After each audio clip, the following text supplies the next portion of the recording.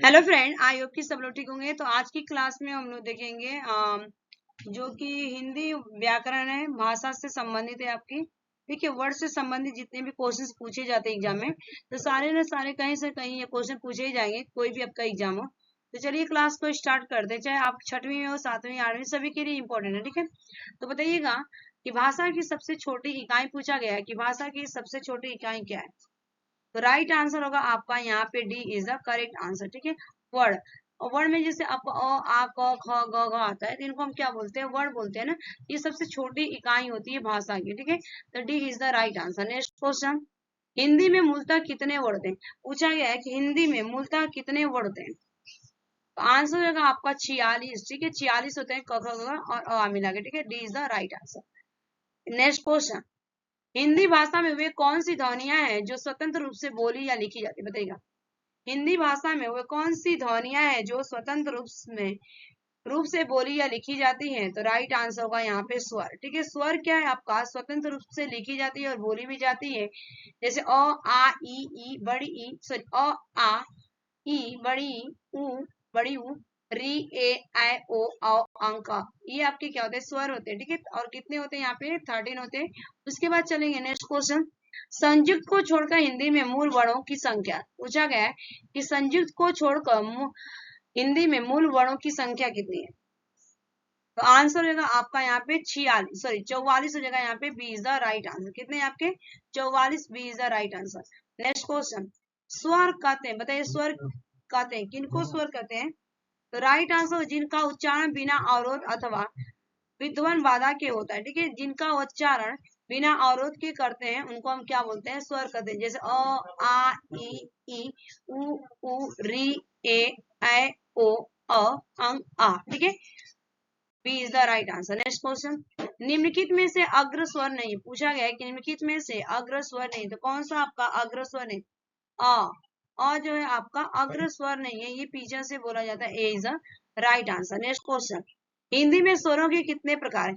हिंदी में स्वरों के कितने प्रकार हैं। तो आंसर होगा यहाँ पे 3। कितने, 3। सी इज द राइट आंसर होगा 3। ठीक है, नेक्स्ट क्वेश्चन, हिंदी वर्णमाला में अंक अ क्या है। पूछा गया हिंदी वर्णमाला में अंक अ क्या है। तो आंसर हो जाएगा यह आपका अयोग वाह। क्या है, अयोग वाह।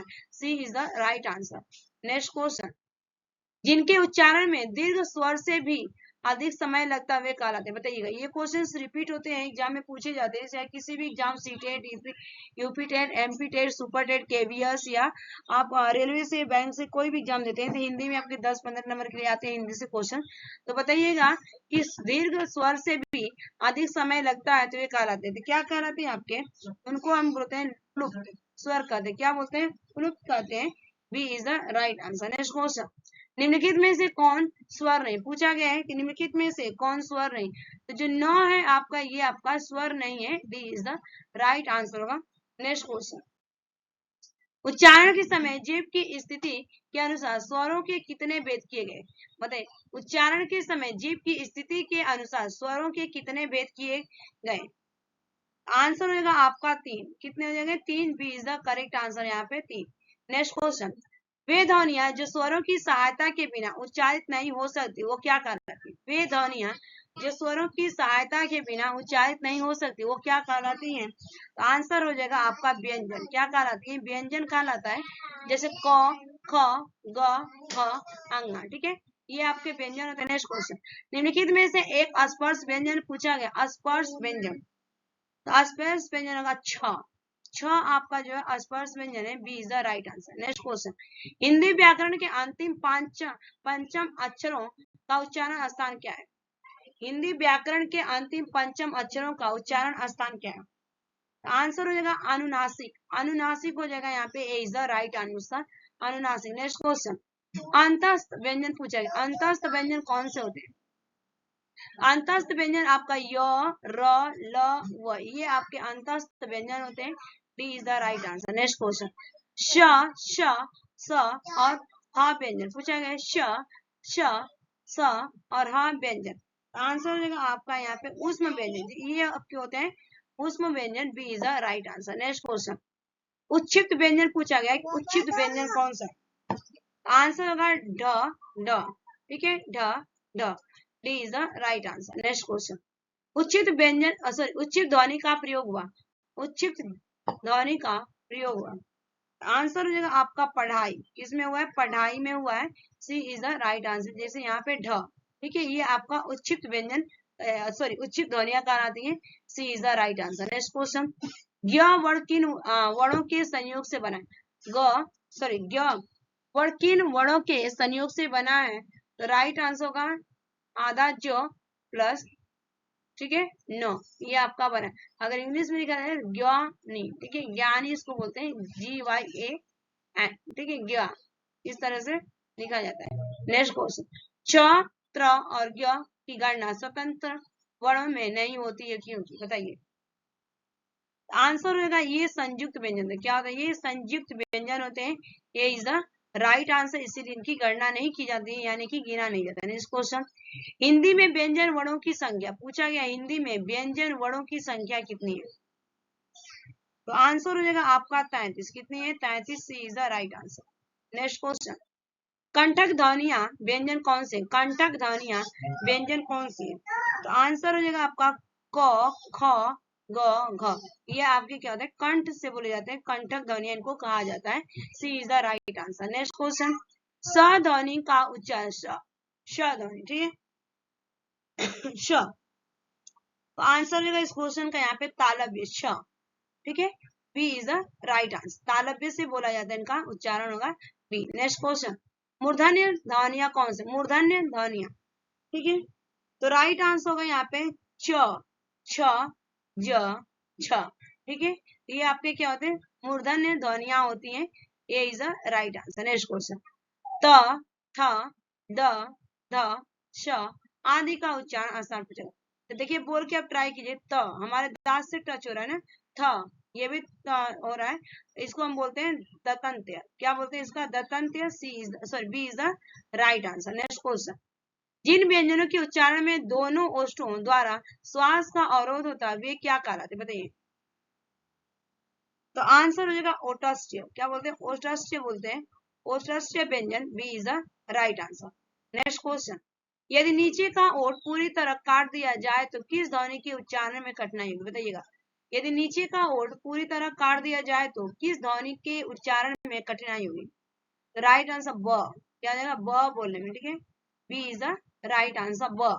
नेक्स्ट क्वेश्चन, वह व्यंजन का उच्चारण स्थान, वह व्यंजन का उच्चारण स्थान पूछा गया है, राइट आंसर का दतोष्ट, ठीक है, दांतों और ओठों दोनों के साथ इसको बोला जाता है, इसीलिए दतोष्ट बोलते हैं इसको, D is the right answer. Next question, वतस्य व्यंजन कौन सा, वतस्य व्यंजन कौन सा, आंसर होगा इस क्वेश्चन का यहाँ पे न, ठीक है, न, A is the right answer. Next question, स्वर रहित र का प्रयोग हुआ, स्वर रहित र का प्रयोग हुआ है, आंसर होगा आपका यहाँ पर पुनर्निर्माण, ठीक है, पुनर्निर्माण, B is the right answer.